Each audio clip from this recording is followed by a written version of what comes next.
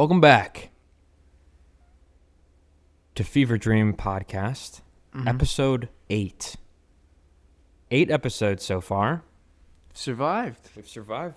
Staying consistent, diligent, pretty much everything you need. This is where you get all your movie opinions and opinions on film, and sometimes not film, sometimes culture, sometimes whatever you want it to be, politics, whatever you want it to be. But today, speaking a little more generally, I think there's no new movies that we haven't really seen, and no new movies to really dissect. But I think we're going to go more generally towards the modern age of acting and kind of the young generation of actors that are coming up. Maybe talk a little bit about casting as well for all the major films that we're seeing. But it seems as though we're seeing the same people for all of the major movies, at least for this year.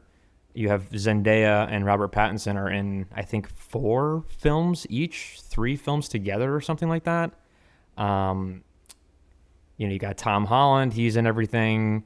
It's kind of a quiet year for Timothée Chalamet, although he's coming in and for Dune 3 at the end of the year. But I think there needs to be a little bit of a branching out for other actors, or at least get some fresh blood.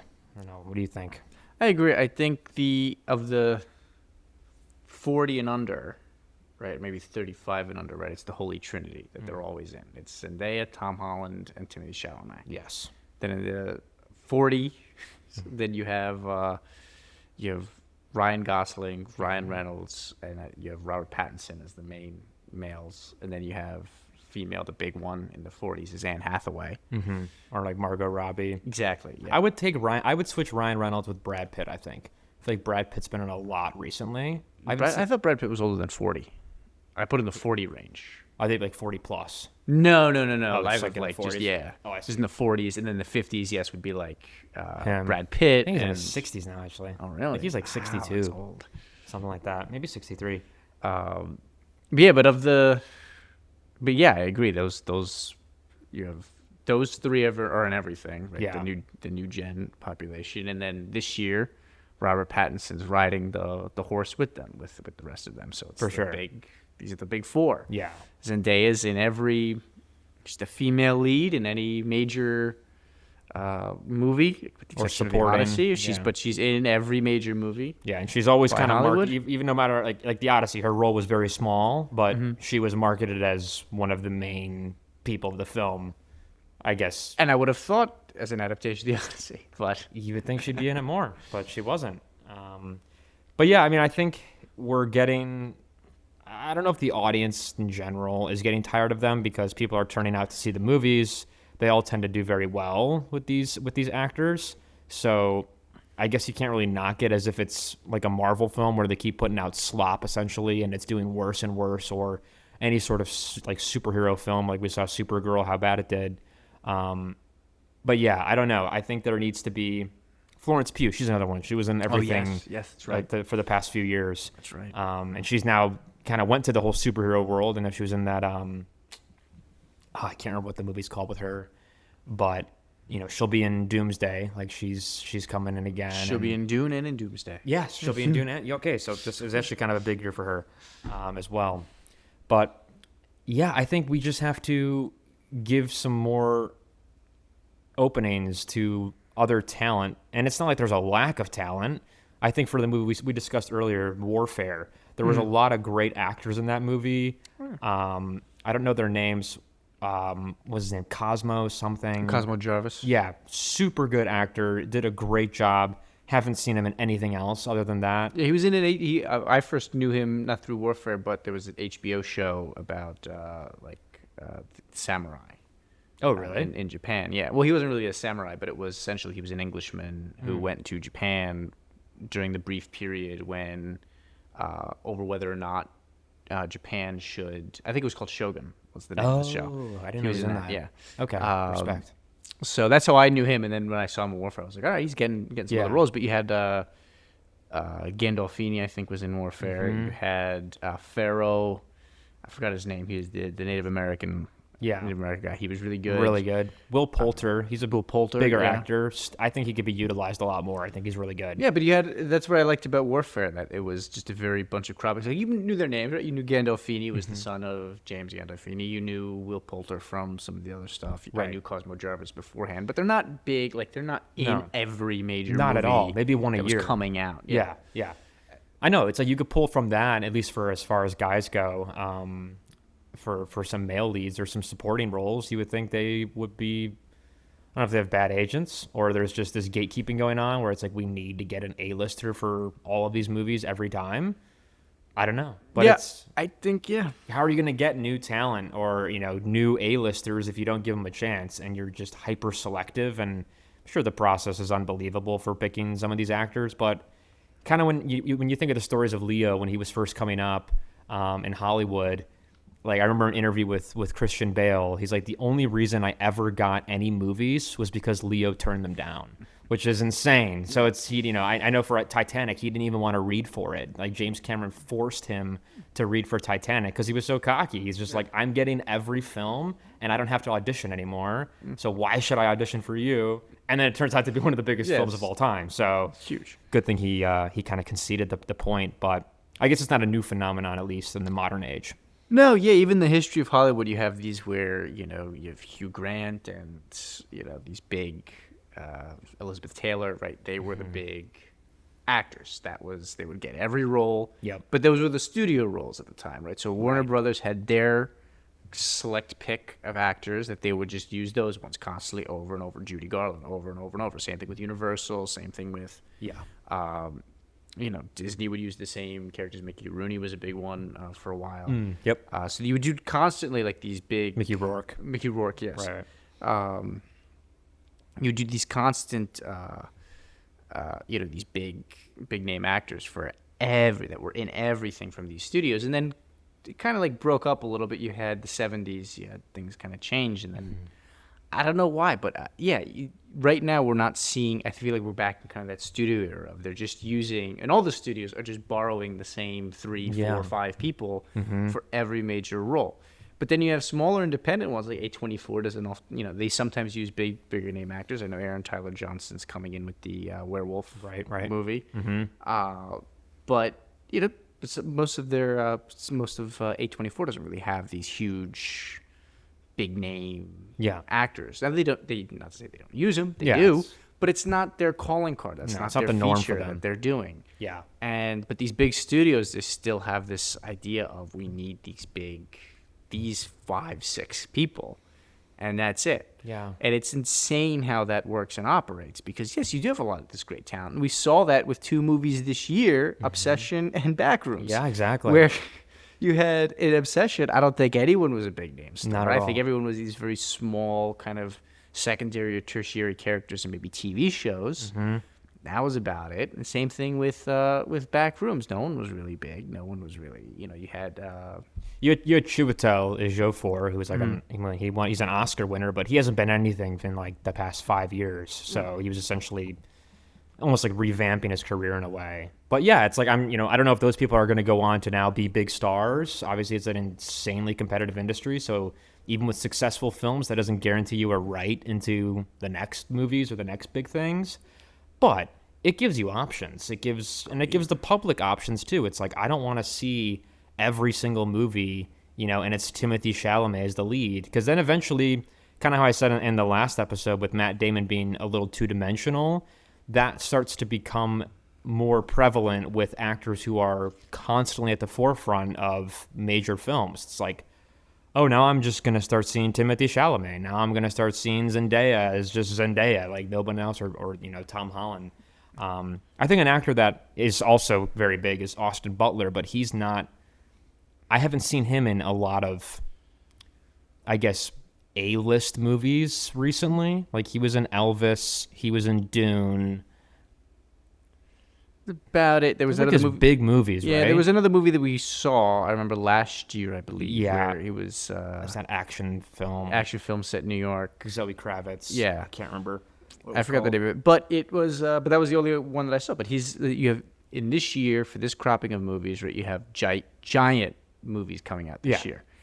He's not in any of them. Except, oh yeah, I was gonna say he's in Doom, but he's not because He's not. he died. He died, yeah. Right. Yeah. Exactly. So it's he's like not in he's anything. not in any of and the big I think, films. and I of the two guy actors, right, Timothée Chalamet and Tom Holland. Yep. I think he's a far superior actor. 100%. And I think that really kind of got cemented in my mind. Got really cemented when I watched Dune Part 2, when I liked how Timothée Chalamet brought Paul Atreides to life. I liked the way that all the actors I think did a great job in that role. Yeah.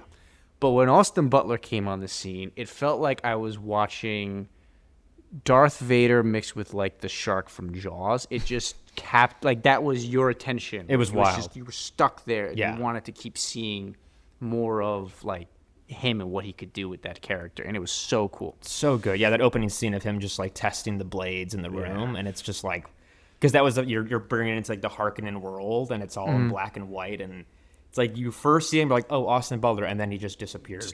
He just becomes Fade Rotha, or however you say it. And yeah, it's just that's what you need. You need like, which maybe that's good for him. Maybe he's not. Maybe it's a good thing he's not in all the big films, and he's going to be maybe more selective. I don't know if he's kind of giving these options, or if it's the casting that's not putting him in. But I think it's a more sustainable way to build your career by not being in 5 films, 5 of the biggest movies in 1 year. It's just overkill. Yeah, it is. It is very much overkill, and I don't understand. I mean, I understand why it's for the paychecks. I understand. I think the rumor is that the lead girl from Obsession, I forget what her name was. Indy Neverett or something. She's apparently in talks with Marvel about being in a Marvel movie, so I think she's really? looking for the paycheck. Fair, for that, like which is fair. She's cashing in. It's Yeah, absolutely. I don't think that, but I think it was Leonardo DiCaprio. I think gave advice to someone to like never do a Marvel. It was to Timothée Chalamet. Yeah, Timothée, never do it. Never do it. I think he said like never do hard drugs and never do superhero movies. Yeah. Which is so true. And, yeah, you get to cast it because I think that's where you're at with Tom Holland. It's just he can't. He's 30 years old. He can't play, and this is where I think in terms again, just the guy characters just of this crop, right? Yeah.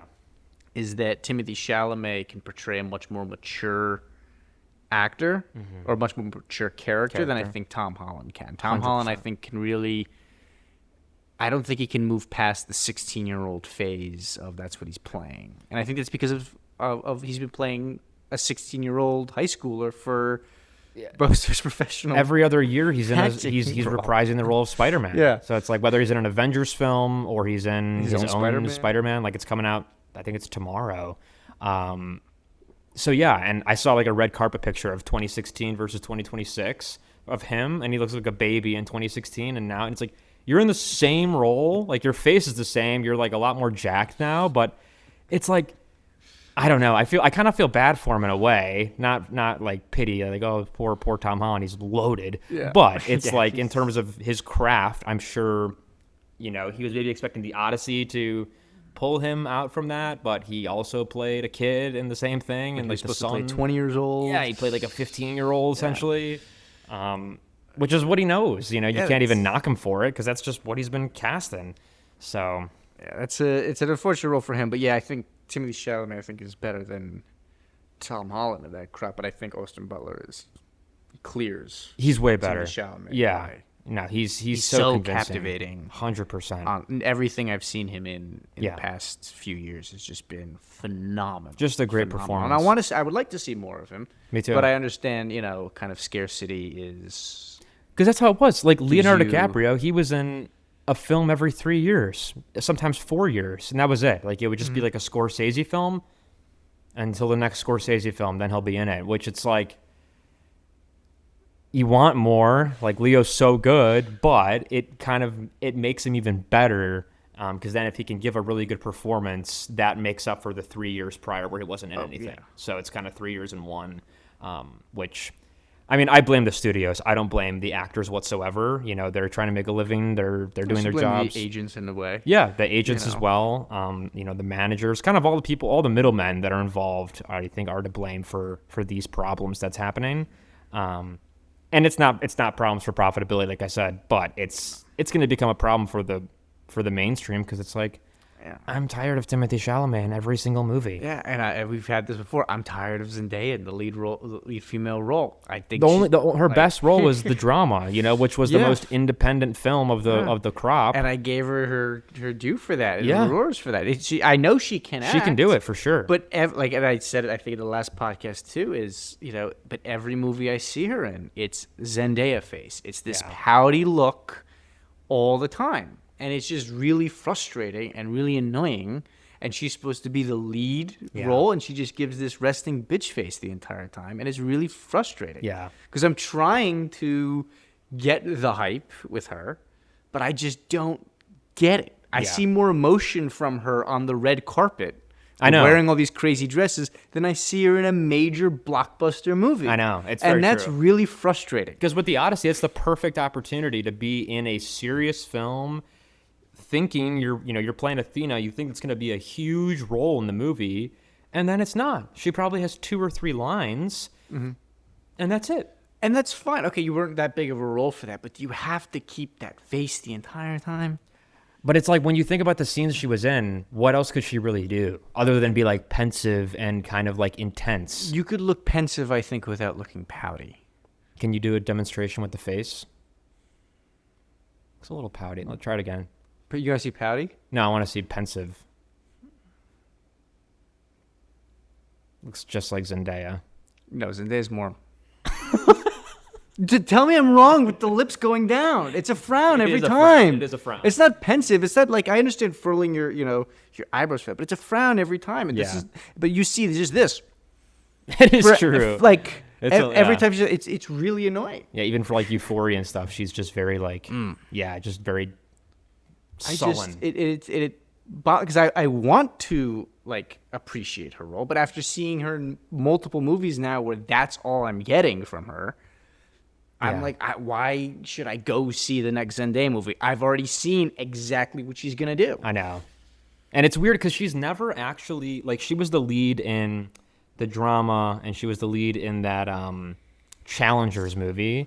I didn't see Challengers, but I think she had a much bigger role in that. But it seems to be all the blockbusters she's in is advertised as she's like the lead, and then she's not. She's like a very minor character in a lot of these movies.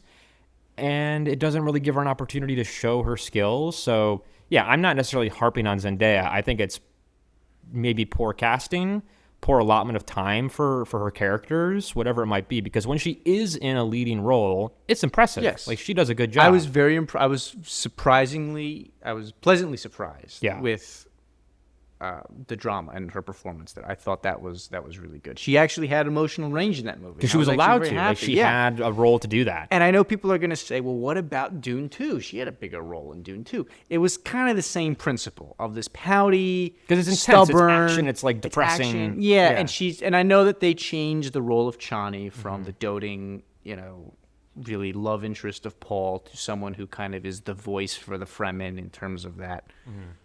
That relationship that exists between Paul and the Fremen. But even still, it was just this pouty negativity. There was really no, like, even the intimate scenes in the tent, I didn't really feel like that was really, it just didn't convincing click. Yeah. At least for me, that's fine. Right. But in the drama, she did fantastic. She actually had range. I think they gave her range, but I think that was great. Yeah. And I think maybe she should be, and again, what do I know? I'm not her agent, but maybe she should be a little bit more selective with her, with roles she wants. But it's like it's like, I would agree, be more selective, but it's like the money's on the table. Money's on the table, and are you going to turn on the Odyssey? Are you going to turn down Dune? No. Are you going to turn down Spider-Man? It's like, you're never going to turn those movies down. Well, because it's moneymaker. It's a huge moneymaker. And she's already been in the movies, except for the Odyssey, but like, she's been in the other ones, so you're kind of stuck in a way. But let's not harp too much on Zendaya, because it's really nothing else to say other than she needs better roles, for sure. Yes. Yeah. And I think with a lot of this too, with the new crop of actors, it's the casting. Yeah. And you mentioned it before. It's just, I don't know what's going on in the casting rooms for some of these people, for some of these roles. I don't know if you have a theory as to why it's just. I mean, I feel like for the big films, we now have the Oscar category of best casting, which is the first time last year. I forget who won for that, but it almost doesn't feel like when it comes to these big, like a Nolan film or a Scorsese film, it doesn't feel like there's real casting involved. It's selection, from Christopher Nolan himself, when it's that. It's like he will call you specifically, or he'll come to you. I know with Cillian Murphy for Oppenheimer, he like met him at a hotel and handed him the script in person to read. And like basically like you got the role now, this is it. Here we go.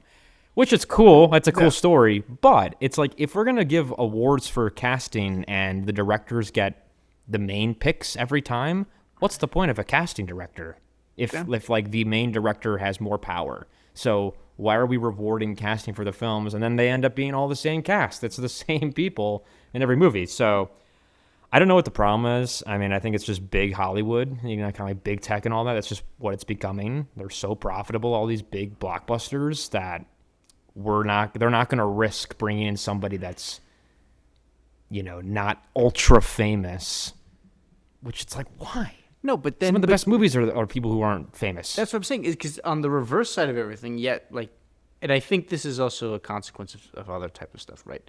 The Odyssey did very, very well, and we could argue the merits, and we did the merits, demerits of the movie, and discussed about it last episode, so go check that out. Everyone's going to go see a Christopher Nolan film. Always. It doesn't matter what it doesn't matter what the plot is. Doesn't matter what everyone went to go see Oppenheimer, and it was basic. And the first third of the movie was an intense montage. Mm-hmm. The second third was this science experiment, and the last third was basically 12 Angry Men. Yeah, yeah, exactly. So everyone went to go see essentially what was a courtroom drama. Yeah, it's very true. And everyone will go see a Christopher Nolan movie no matter what. Yep. Right? He's just going to bring. Same thing with Scorsese. People are going to go see a Scorsese movie. There's certain directors, they have their pull on their own. Right. But I think they'll always make money. Same thing, I think, with Spider-Man. Spider-Man is one of those superheroes that they will always make money. Same thing with Batman. It will always make money. Everyone knows Batman. Everyone knows Spider-Man. Everyone knows Superman. Everyone's going to go see those movies. Dune, I think now has kind of attached itself to that world where people are kind of, they will go see it. And now it's like there's one more. And there's one more, and there's not going to be like this long, series thing that happens here. Yeah. But you have A24 that is doing so much better, I think, pound for pound, from directors that you don't know. The drama, I had no idea who that director was. Nope. Fantastic. Excellent. Even though they had, bigger cast name people for that. Sure. One. But director, they don't have big name directors really out there role. Yeah. They take individuals who don't have really, they're not A-list crazy stars. Yeah. Like, I think it was Backrooms. Right. Did phenomenal with that. And it's funny too, for the drama, you had two big leads in that, but all the supporting characters, I didn't know any of them. Mm. Like, they were all brand new, and they kind of helped sell that. Like, her best friend, that Hannah, she was so good. I hated her so much. Like, she did such a good job, and it's like, let's just keep doing that. Let's trust other people to be able to do the job and not just solely rely on star power for every single film, small or big. Yeah, it's and crazy. and that's why I appreciate A24, and I think that's why they are doing. They're the snake in the, not the snake in the grass, that implies something evil, but they are they're kind of the dark horse candidate. I think that's a better analogy. There is that they come out and it's going to be great. You don't have to know the director. You don't have to know who's going to be a cast member. You know it's going to be really good movie. There's always quality behind it. Yeah. And I think that's better, in my opinion, than having where you're relying on the director's name, or you're relying on the big actor's name for this stuff, because it's like. And I think it's almost convincing the audience by having these big actors that you don't have to focus on their performance as much, because it's like, oh, Timothée Chalamet's in it, it's going to be great. I'm not going to judge his performance. It's going to be really good. I have nothing to say about that. Or like for the Odyssey, oh, Matt Damon's in it. Like, that's great. I don't have to judge his performance because it's Matt Damon. It's like, well, like, these people aren't invincible. Like, they're not like immune to having a bad performance. No. So they're actors, because they're people, and actors will always they'll have a good. I mentioned this before. You say the actors and filmmakers, right? You'll have you'll have one great project, you'll have a good project, and you'll have a bad project, and that's just what it is, because we're human, and things happen. That's not a problem. And maybe it's focused on like the attention span of people. I don't know, where it's just like, oh, I don't have to focus on the quality of the performances. I can ease my mind and just look at the fun lights, like the visuals, the cool effects, whatever it might be. It's a given that this is a star. Like the star is there, so the movie's good, and I'm in my seat to watch that. Yes. And it's like, okay, what's the whole point of a movie? They're a star for a reason, therefore. Yeah, that's why I agree with as the older I get with Scorsese, his whole critique of Marvel was that it's their theme parks. Yeah. It's so true. Yeah. You're just there to look at the pretty lights and look at the little hear the quips and be like, oh, that's awesome. And it's just, what are we doing? Yeah.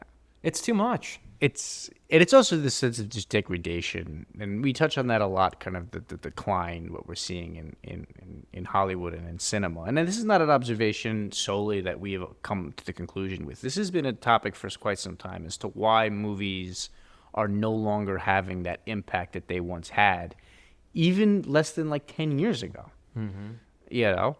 And I think it's because of just I think they're overly relying on star power to try to get their, try to get butts and seats to get people to watch the movie. I think they're relying more on big name directors because that's a big pool that gets you there. That gets the big actors. But they're not doing. But where are they not doing good in? Right, they're not doing good in the more creative aspect. They're not doing good with the lighting. The plots are for the movies are kind of just you know what's going to happen before it happens. Yep. I said the lighting. Even since it was the music choices for some of these movies, just why the soundtracks. Why are we going with that direction? Crazy. They're doing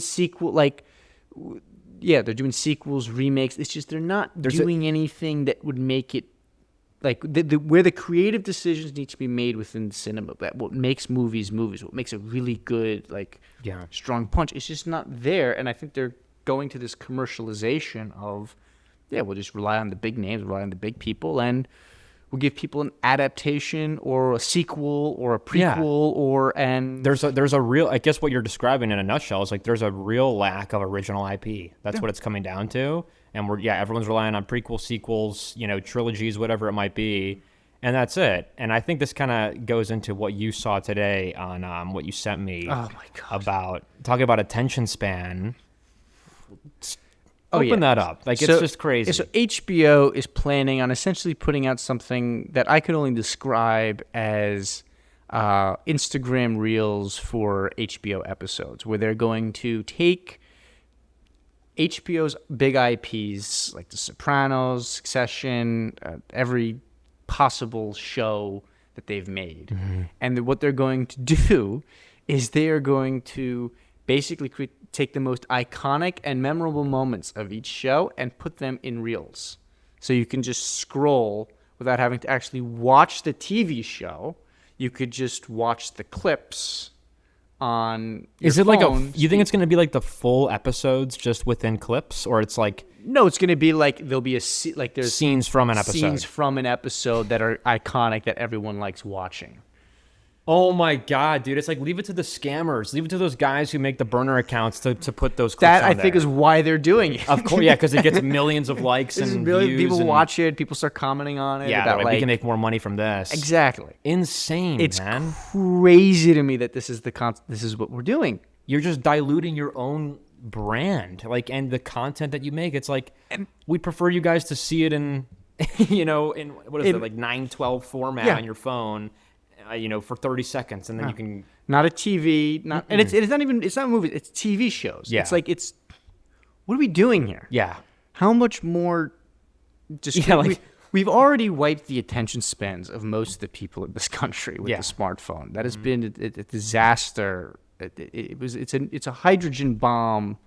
The smartphone is a hydrogen bomb to the versus the coughing baby of kids' attention spans. Yeah. And it has annihilated them. 100%. And now, instead of trying to do anything that can make things better, to improve, right, we're going to help accelerate that. They're going to double down on it. We're going to double down, yeah, because it's better for content. We'll get more eyes on our product. Do you think it'll be their own app, or do you think it's going to be like they'll have their own YouTube account that they'll post stuff? I don't know. I think I would not be surprised if they have their own app, because that's how everyone will view it.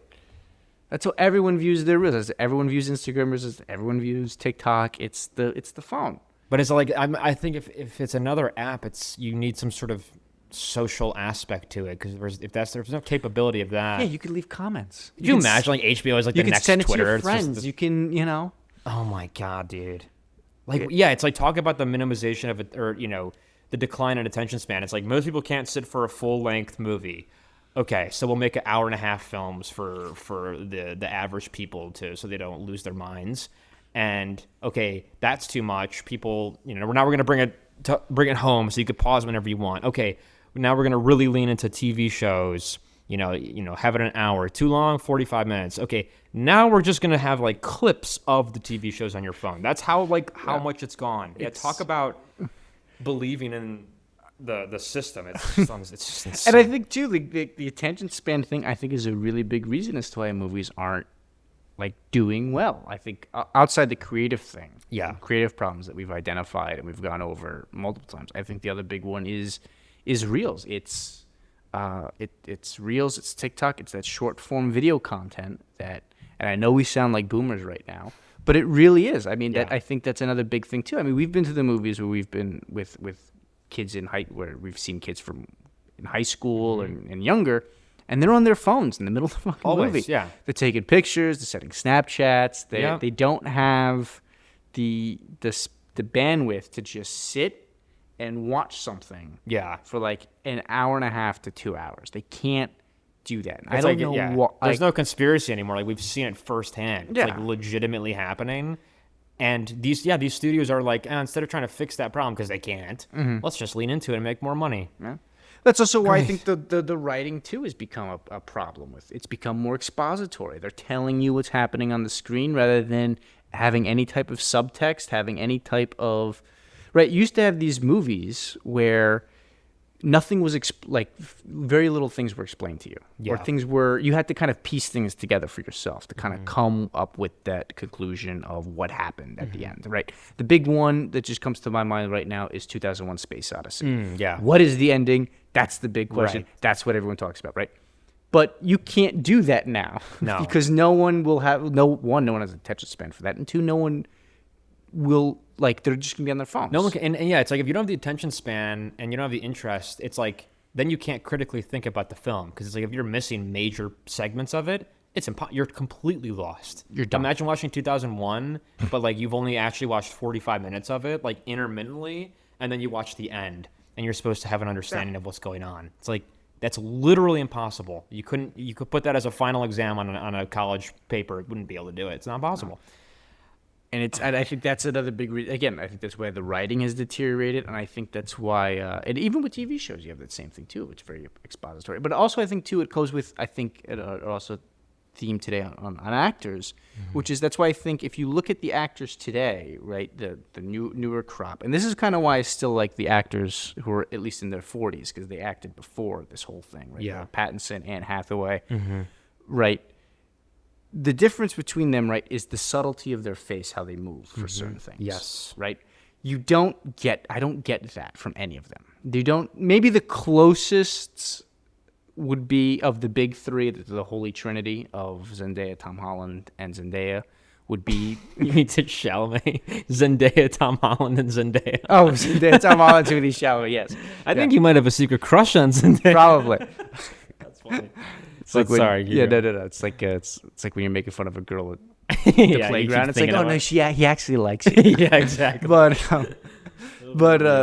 no, I think of the three, the one who has the most maybe subtlety of the facial structure is Timothée Chalamet, and I think Austin Butler does a better job at that than he does. Yeah. But you have Robert Pattinson, Anne Hathaway, Ryan Gosling. They're able to just with the quick turn of their face be able to tell you the emotion that they're feeling, their reaction to something, right? You get a lot of the storytelling from their facial expression. And you have that too with a lot of older movies, right?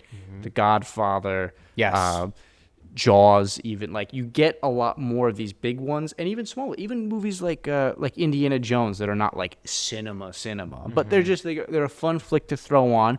You get more out of Harrison Ford with his facial structures in Indiana Jones than you get from Zendaya in some of these big movies, or Tom Holland in these big movies, or and I think that's a thing too, where it's you can't have those subtle structures because no one is actually watching. They're on their phone and every now and then looking up. That's a problem with it, and also I think I mentioned this on another episode of the constant cutting. There's no long shots for anything. Even and long shots, I'm not saying like it has to be 2 minutes. Even giving like a 30-second extended, cut of like slowly zooming in on someone, kind of like you said, The Godfather, when Michael Corleone is about to kill the police commissioner or the police officer, and I always forget his name, the other guy, and they're in the Italian restaurant, and he's sitting there. And he's got the gun like ready to go, and the camera's like only on him, and they're chit-chatting, and you just see his eyes darting back and forth, like the train in the background's getting louder. Yeah. His mouth is like quivering. It's like you can sense like the stress, fear, like so much, but also like the need to do it. Yeah. And then he does it, and it's like it's an explosive scene. I got so much out of that as opposed to just like pretty much any other film. Like just seeing her performance like that.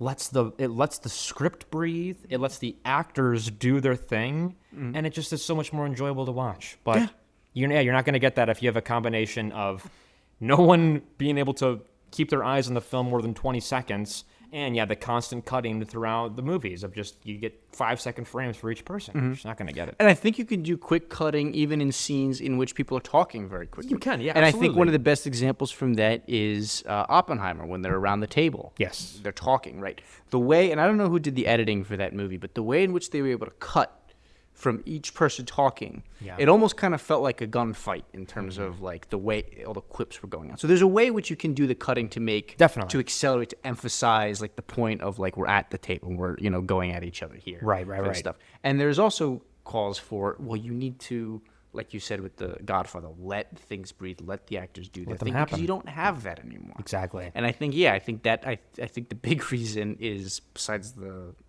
obvious cinematic problems, is the fact that the audience itself just doesn't have the attention span or bandwidth to actually engage with that. They don't know that that's even like a thing to acknowledge or notice because it's just any other scene now, as opposed to just, being curious as to like, okay, what are they thinking? What's happening in their head, as opposed to just seeing them as a character on the screen. It's like they're playing somebody, like they're trying to give a performance that is convincing you that it's not the actor.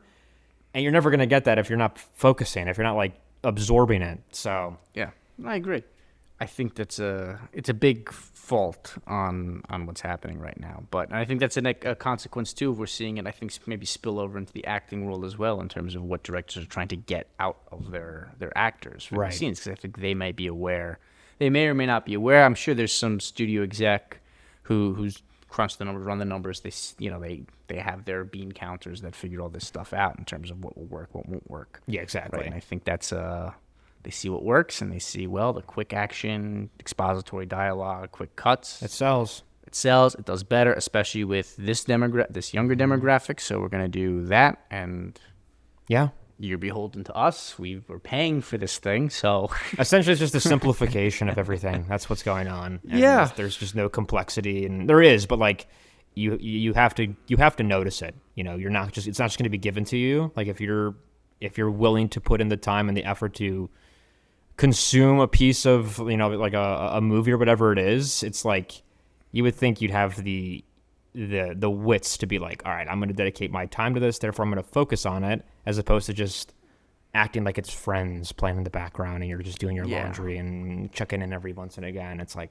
it's not, it doesn't work like that. And I think that's a big, that really is a big draw. And it's very sad to see too, because it spills over into everything else. It's not just movies. It's everything. It's reading, it's writing, it's being able to pay attention to school, it's being able to, it has bad impact on education, as we've seen. Yeah, just like writing papers and taking tests and all that. Or even just being told to read books. I mean, there was something from The Atlantic, I think I mentioned a few episodes ago, where it was, the attention span of these kids in Harvard that are coming in, right? The expectation that they read a certain amount of books by the end of the semester.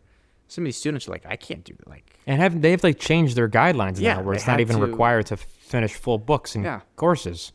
And these are kids that are in Harvard, arguably the greatest, one of the top tier schools in the country. It should be a given. Where's the rigor? Yeah, where's the rigor? Because these people are going to lead The world. the world. Yes. So what Majority. are we Yeah. doing here, right? It It's just concerning.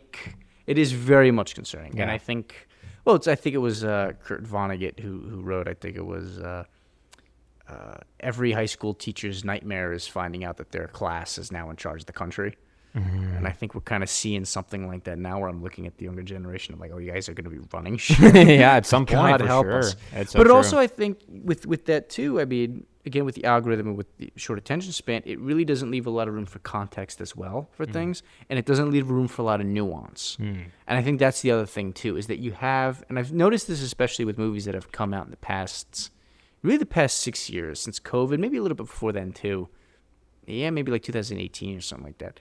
But it's really just how moralizing these movies are. They have to show a good message. Yeah. There can't really be nuance to things. You can't, and that's something that I was kind of thinking about after the Odyssey. I was kind of thinking, well, it's kind of like that with Dune, like the Dune series as well, right? It's kind of like that with a lot of. There's not much in the books. There's a little bit more nuance with Dune, but not really in the movies. Yeah. And there's not a lot of nuance with a lot of these movies that are coming out. There has to be a good person with a good message against a bad person, and the audience has to know that the bad person is bad, and we don't endorse what the bad person is doing. True. And I think that's maybe also a consequence of not, again, having a short attention span. You can't really enjoy nuance and context. Yeah. Because it's really, I find it fun at least, to watch movies with characters who, there's always going to be there's always going to be a protagonist and an antagonist, but that doesn't necessarily mean that the protagonist is a good person, the antagonist is a bad person. First movie that goes to my head, Prisoners by Denis Villeneuve. That's perfect. You have Hugh Jackman as like the concerned dad, Jake Gyllenhaal is the diligent cop, but like there's no real good guy in that movie. Like they have a good goal, but like, Hugh Jackman commits all this violence, all the crazy stuff. But yeah, it makes it so much more engaging to be like, oh, I don't have to necessarily condone everything the main, protagonist is doing. But that doesn't mean he's a bad person. That doesn't mean like what he's doing is an evil thing. It's like the movie like makes you understand why these characters take the steps and the actions that they do, which it's like, now, like you said, you never get that. It's just like, they are always good. They might do something weird at some point, but for like the whole overarching plot, like they will be the good guy, and you have to realize it. Yeah. And there's certain stories in which that works, like Lord of the Rings, but that's central to the story. There is good, there is bad, there is light, there is darkness. There's a duality in that world that makes sense for that context. But that doesn't mean that every crime drama has to have that. That doesn't mean every movie or show set in the sci-fi world, the galaxy far, far away, has to have that. It doesn't and I 100%. Think that really, again, that's a consequence, I think, of a very moralistic audience now that takes everything to be good or bad. You have good opinions, you have bad opinions. It's the whole woke PC thing. It's just, you have to instantly take a side for everything, and if you're on the wrong side, it's like, I hate you, I hate that, and that's just what it is. It's just an easy way to get people engaged, to be like, I understand what's going on because they're good and they're bad. It's like, okay, that's great job. and I like the nuance of everything too. Like, one of the ones that I really like as an example for this was Heat. Right, Al Pacino's character and Robert De Niro's character. They each have their honor code that they follow. Yep. Right, but it's a story essentially not of who's good and who's bad. Although it's kind of, Robert De Niro obviously is cop versus robber. It's a cop and robber. Yeah. But it's also one of those things, because of their code of honor, because of their dedication to what they do. It's more of a movie of not a rock and a hard place, but an unstoppable force meets an immovable object. Yeah, for sure. And that's That's interesting to watch. Absolutely. Right? There's no real moralization that happens. They both have their code of honor. Al Pacino does and says some really stupid things and basically destroys his family. Exactly. Yeah. The sacrifices that they both make is but for their craft, and that's much more interesting to me than having to change a character. And I'm just going to use doing the example for here, having to change a central character here to try to have this stand-in of Paul, you're a bad person. Yeah. It's like, let the audience draw the conclusion of whether or not Paul is a good or bad person. Now, I know Frank Herbert, the writer of Dune, he tried to make it as clear as possible in interviews and stuff like that Paul is a bad character. But it's very hard to square with the situation that humanity faces himself in that world. Right. But it's either everyone dies, mass human extinction, or 1 billion people die, and humanity lives. Right. So it's like, well, compared with the two, it's kind of it's a shitty situation no matter what you do. There's a greater of two evils. Exactly. But they're both bad. Yeah, they're both bad, but for sure. But this moralization I think also comes from the situation where there's no context for anything, and which means that there's no nuance for everything, because you're going to just get it in 15 seconds, or if you don't get it within the first 5 seconds, you scroll to the next video. Exactly. And you scroll. And I guess maybe the core of this is the studios don't trust the audience to have the requisite intelligence or whatever it might be to comprehend the films. So even a Nolan film, it needs to be this, the most, some of the most impressive films, the most, you're waiting for so long, ends up being a very simple understanding of the story. That's pretty much not what the original text was supposed to be. And I think it's just the dumbing down of content, the dumbing down of media, of art, which is a huge problem. And I hope, it's like you can say I hope directors will be able to get out of this, but at the end of the day, it's not the directors that have the final say. It's the studios. It's the people in the black ties in the rooms. That's all it is. They have so much more power than your favorite celebrity, infinitely more power. And if the profit margins aren't changing on that, then they're not going to change the formula. If it ain't broke, don't fix it. So. Yeah. But that's the problem. I mean, when you're trying to chase after the lowest common denominator, you realize that there is no bottom. Because it can always go lower. 100%. That's can what always they're go constantly lower. Chasing it. They think they're going to figure something out. It's also too even politically. I think there was I think it might have been the New York Times or some other rag. They did a publication in terms of the how each presidential candidate speaks, at what grade level they speak at, and they've noticed that since they started going from Eisenhower, and they started noticing that he was speaking at a college grade level. Okay. Same with Kennedy, was more 12th grade. And then it kind of was 12th grade, college for a while. Mm-hmm. And then after Clinton, we get to kind of where Bush is. Yeah. Bush the second. It starts going into 9th grade, 10th grade. Then Trump, I think, was even 7th Obama? or 6th grade. Yeah, he was speaking at almost like a lower high school 9th, 10th grade level. Wow. Than it was. Good speaker, but maybe the words he's saying. Comparatively to everybody else. I mean, George Bush is the bare minimum, I think. Yeah. But not just obviously the winners for this, but the other presidential candidates as well. And they noticed that Trump was speaking at almost a 6th grade, 5th grade it's crazy. reading level. Insane. And I think that is a perfect kind of trajectory in terms of where we've gone. And who's the populist president in the past 20 years? It's him. So it's Trump, and he speaks at the most understandable language to the masses, but it's just constant the lowest common denominator of who you can communicate, and it's just there's no bottom to it. Eventually, we're going to get a presidential candidate who speaks in the 3rd grade reading level, or eventually it's going to be shapes. Yeah. This is square. Yeah. Triangle. It's just crazy. Oh, it's concerning. We'll see what happens. But I think it's I think the studio execs, they know that they hold all the power.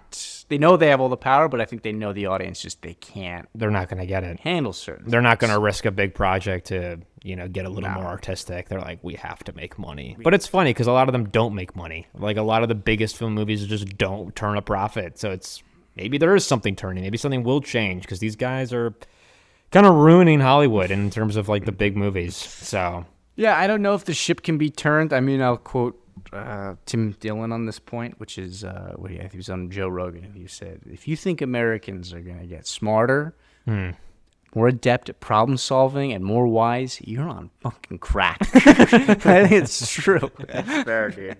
We're not going in a great direction right now. Because what was the biggest show this year? Biggest, what do you mean, movie? No, TV show this year.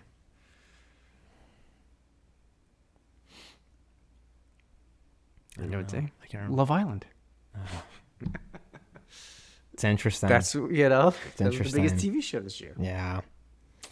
That's just where we are. We're in for it.